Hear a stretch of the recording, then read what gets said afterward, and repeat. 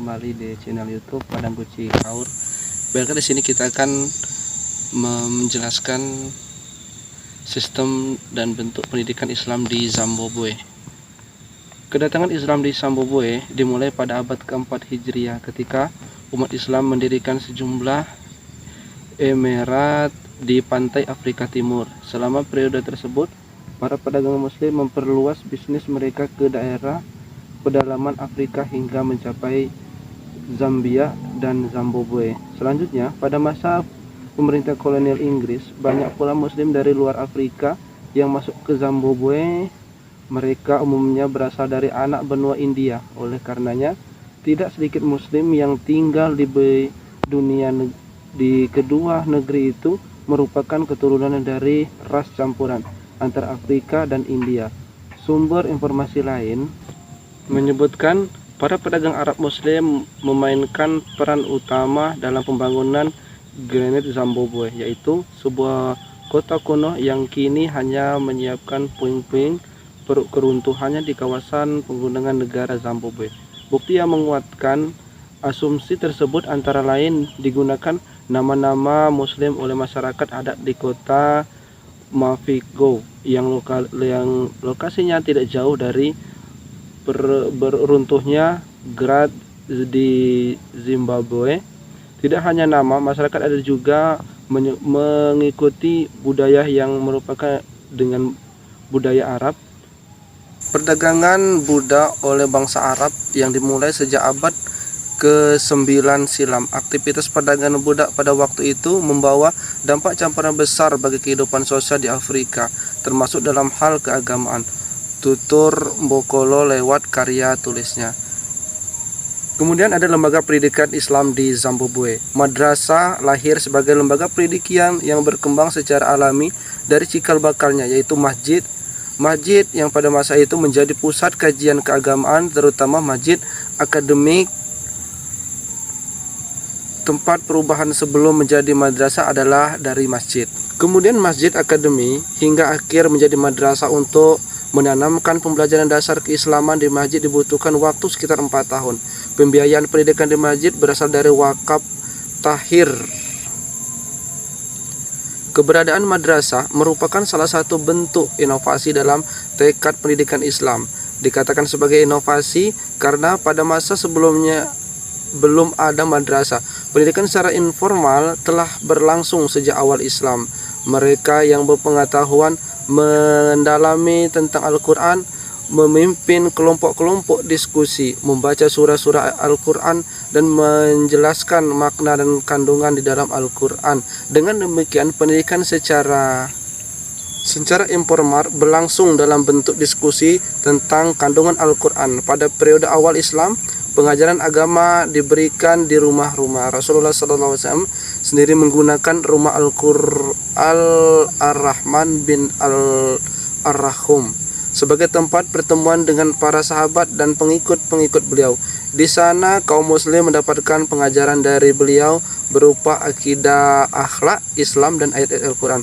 Selain itu, Rasulullah SAW mengadakan pertemuan di rumah beliau sendiri di Mekah. Di sana kaum muslim berkumpul untuk belajar dan membersihkan akidah serta pencerahan jiwa mereka. Untuk memberikan pelajaran kepada anak-anak, kaum muslim pada saat itu mengirimkan anak-anak mereka secara khusus ke rumah-rumah para ulama untuk mendapatkan pendidikan langsung dari para ulama tersebut.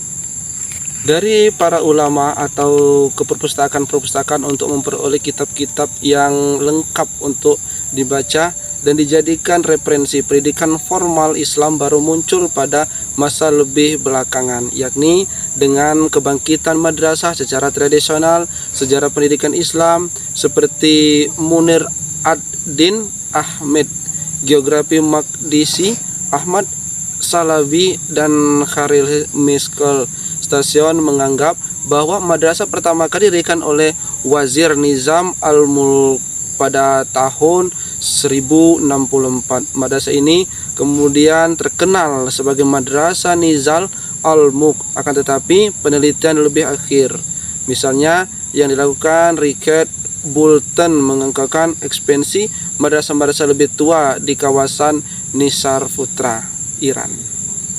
Kemudian lembaga pendidikan yang ada di Zimbabwe itu pendidikan Islam. Yang pertama tingkat sekolah rendah, yaitu kutub. Untuk tempat belajar anak-anak di samping kutub ada pula anak-anak belajar di rumah, di istana, di toko-toko, dan di pinggiran pasar. Kemudian ada tingkat sekolah menengah, yaitu di masjid dan majelis sastra dan ilmu pengetahuan sebagaimana sambungan dari kutub tersebut. Kemudian ada tingkat perguruan tinggi seperti Baitul Hikmah di Baghdad dan di Darussalam ilmu di Mesir, di masjid-masjid dan lain-lainnya. Majlis Taklim merupakan lembaga pendidikan tertua dalam Islam sebab sudah dilaksanakan sejak zaman Rasulullah SAW, meskipun tidak disebut dengan Majlis Taklim. Pengajaran Nabi Muhammad SAW yang berlangsung secara sembunyi-sembunyi di rumah Arqam bin Abil Arqam di zaman Rasulullah SAW ataupun periode Mekah dapat dianggap sebagai Majlis Taklim dalam konteks sekarang. Pada periode inilah ketika Islam telah menjadi kekuatan nyata dalam masyarakat, penyelenggaraan pengajian itu lebih pesat. Rasulullah SAW duduk di Masjid Nabawi untuk memberikan pengajian kepada para sahabat dan kaum muslim ketika itu. Hingga saat ini di Masjid Riyadhul Haram terdapat pengajian atau majelis taklim yang diasuh oleh ulama-ulama terkenal dan terkemuka serta dikunjungi para jamaah. Pada masa berlangsungnya gerakan tajdid, pembelajaran pada bidang pendidikan umum dan begitu dianggap sesuatu yang ada pada masa itu adalah pengajian pada bidang spiritual, sehingga kajian spiritual mengalami agregasi. Idealnya adalah pembelajaran dilakukan dengan tidak memisahkan antara ilmu-ilmu umum dengan ilmu-ilmu agama. Dari kedua model keilmuan ini seharusnya dapat diintegrasikan. Praktik pengajaran keilmuan ini telah dijadikan oleh masjid dan madrasah awal berdirinya.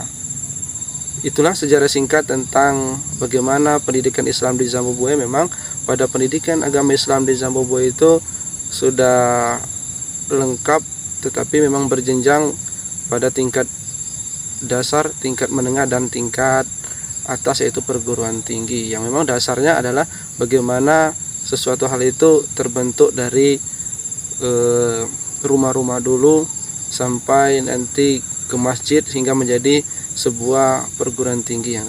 Demikian yang dapat kami sampaikan. Terima kasih. Assalamualaikum warahmatullahi wabarakatuh.